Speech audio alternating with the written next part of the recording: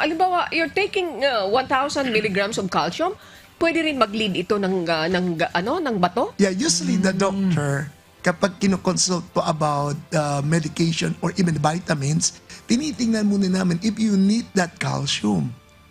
Ganun po If you ba don't need the yun? calcium, we don't give it. Really? Ang problema lang, they usually ang pasyente ginagawa nilang by their own. Uy, padala galing Amerika. Padala. Hindi pa sa Amerika, sa Canada, sa Korea. Malamig kasi ang lugar nila. Sa atin mainit. Sapat na sapat po tayo. Tapos we eat, kapag makita niyo po yung mga puro fresh. Sa kanila po, puro process. Kaya nawawala sila doon sa calcium. Kaya they need it. Kaya lang business-wise, syempre, ang calcium medicine, dumarating hanggang sa atin. Okay. So, hindi pala pwede yun, ha? Oo, kailangan pa rin ng prescription ng doktor bago Yes. mag-take. Pero Doc, Philip, natutunaw ba yun ng tubig? Ikaw, take ng maraming calcium, pwede matunaw ba siya ng tubig? Yeah, actually, it is Damihan the na lang? same with vitamin C, nakakatulong. Kaya lang, kapag over in excess, kulang yung tubig. Yun yung problema, mamumuo sila ulit Okay. doon. Very quickly, bago ka pumunta kay Doc Anthony. Speaking of calcium, kasi yun ang pinakamahirap na bato.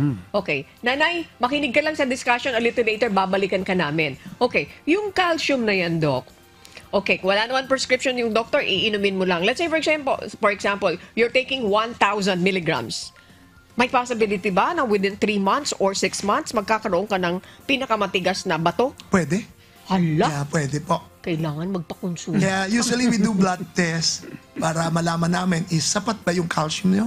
Kung that's the time deficient ang calcium, that's the time we give calcium.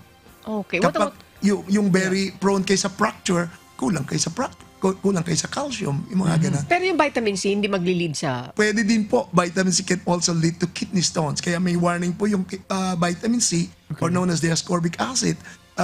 Plenty of water para matunaw siya. Pero kapag meron kang kidney stones or gallstones, i-avoid nyo po yung vitamin C or ascorbic. When you're taking 1,000 milligrams of vitamin C, Yeah. it could lead also Yeah, actually, without the prescription of the kung doctor? titingnan nyo po, ang recommendation ng vitamins is 2,000 milligrams.